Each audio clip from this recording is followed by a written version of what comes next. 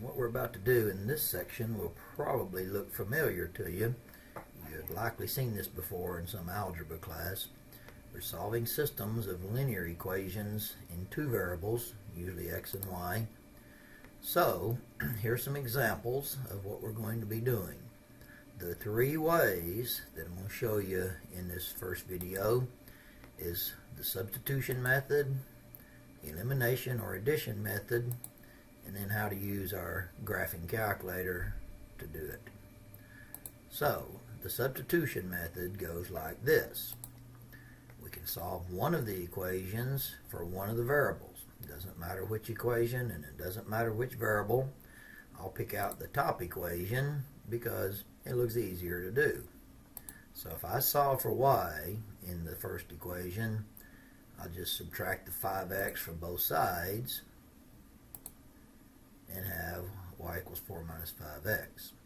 And then, this is where it gets its name, we want to substitute into the other equation, instead of the y, what we just got for y.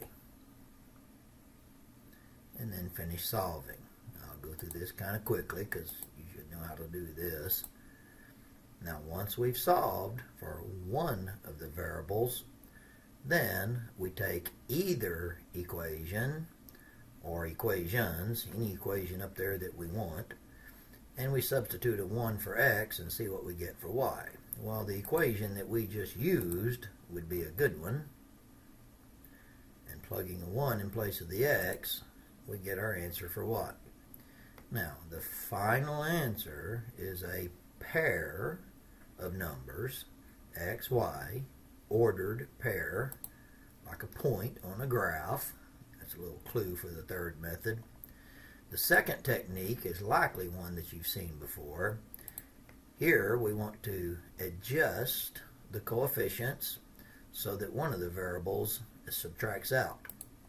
For example, if I want these y's to disappear when I add them together, they would need the same coefficient. Well, if I multiply the top equation by 5 and the bottom equation by 2, both of the coefficients will be 10s. And so when I add them together, that would be a 0. So adding these vertically, we get 19x, 0, and 38.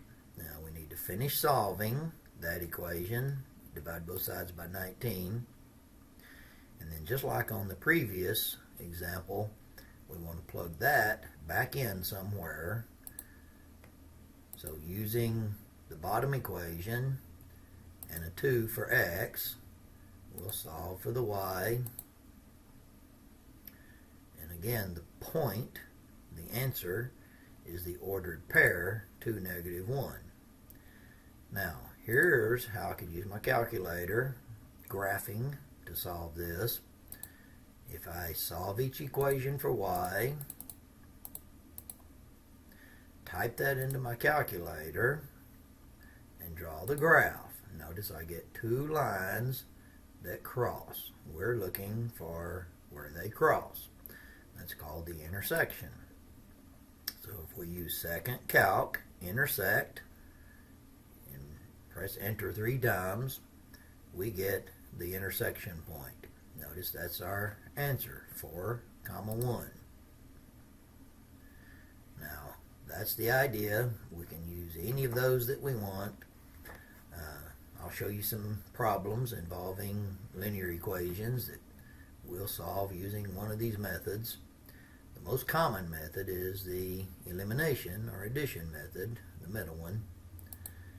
So here, for example, if we try the elimination method, to make the coefficients match, we just need to multiply the bottom equation by negative 2, add, but look at what we get when we add these together. Now the variables are all gone. There's no x's, there's no y's, but we do have a statement that says 0 equals 2. Now notice 0 equals 2 is not an equation that we can solve. In other words, there's no answer. There's no solution to 0 equals 2.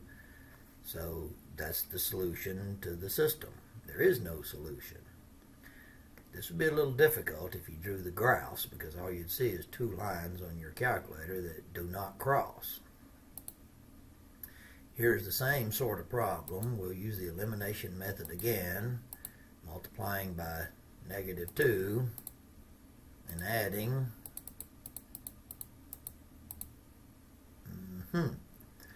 Now, again, since all of our variables disappear, we're left with just the statement 0 equals 0, which happens to always be true. Since it's always true, the answer is that there's infinite answers.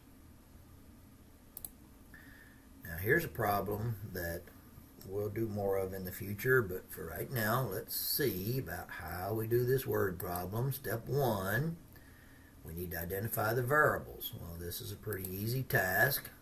We just take the 2 things we're looking for, call one of them X and one of them Y. Doesn't matter which is which. Then we need to write equations. Well, one equation is going by the dollars. The $15 tickets, we had X of those, and they were $15 each. And the other tickets, we had Y of those, and they were $25 each. We multiply all of that together, and we come up with the total amount of money. So there's one equation. Now, the second equation is simply from how many tickets were sold. The total number of tickets, X plus Y, we were told was 8,000. Using those 2 equations, we can solve those by either the substitution or elimination or graphing.